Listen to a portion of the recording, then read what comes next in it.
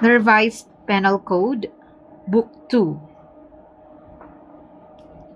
Crimes Against National Security and the Law of Nations, Title 1, Chapter 1, Crimes Against National Security, Section 1, Treason and Espionage.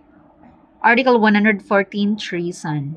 Any Filipino citizen who levies war against the Philippines or adheres to her enemies, giving them aid or comfort within the Philippines or elsewhere, shall be punished by reclusion perpetua to death and shall pay a fine not to exceed 4 million pesos. No person shall be convicted of treason unless on the testimony of 2 witnesses at least to the same overt act or on confession of the accused in open court.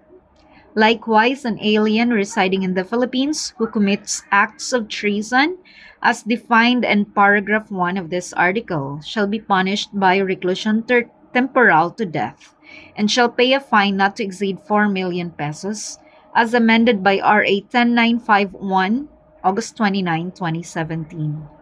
Article 115, Conspiracy and Proposal to Commit Treason, Penalty.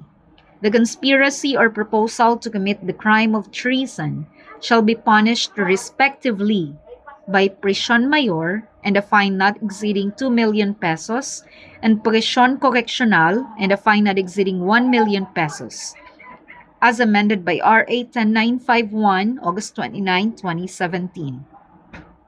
Article 116, Misprision of Treason.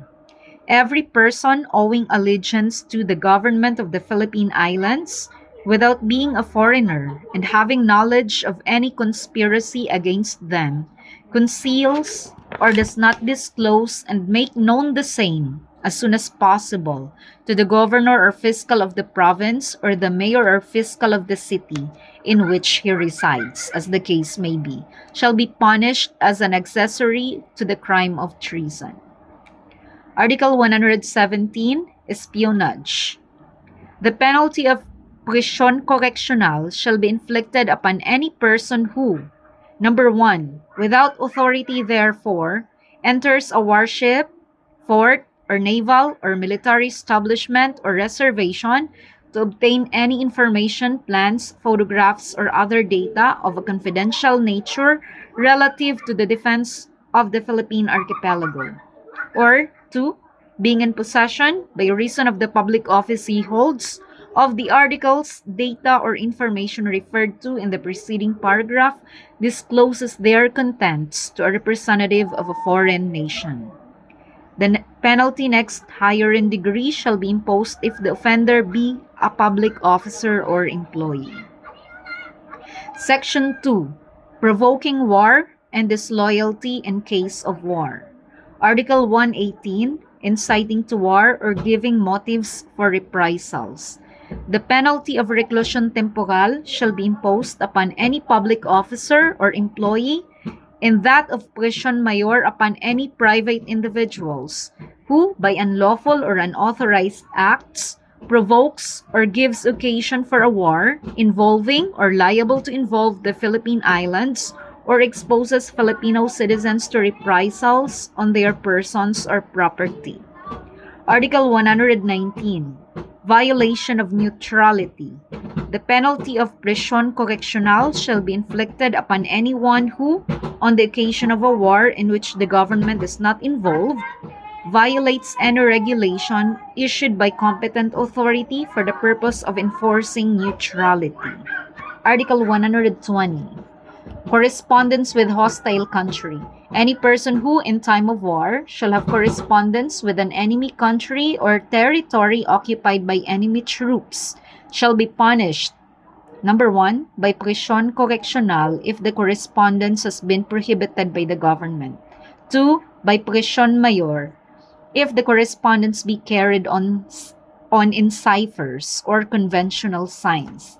And 3, by reclusión temporal if notice or information be given thereby which might be useful to the enemy, if the offender intended to aid the enemy by giving such notice or information, he shall suffer the penalty of reclusión temporal to death. Article 121, Flight to enemy's country. The penalty of Augusto Mayor shall be inflicted upon any person who, owing allegiance to the government, attempts to flee or go to an enemy country when prohibited by competent authority. Section 3. Piracy and Mutiny on the High Seas. Article 122. Piracy in general and mutiny on the high seas.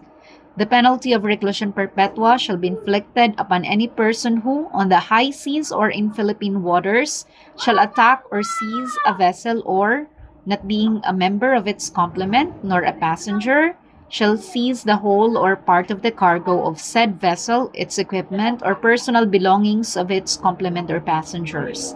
The same penalty shall be inflicted in case of mutiny on the high seas or in Philippine waters, as amended by RA 7659, December 13, 1993. Article 123, Qualified Piracy. The penalty of reclusion perpetua to death shall be imposed upon those who commit any of the crimes referred to in the preceding article under any of the following circumstances. 1. Whenever they have seized a vessel by boarding or firing upon the same. 2. Whenever the pirates have abandoned their victims without means of saving themselves. Or 3. Whenever the crime is accompanied by murder, homicide, physical injuries, or rape.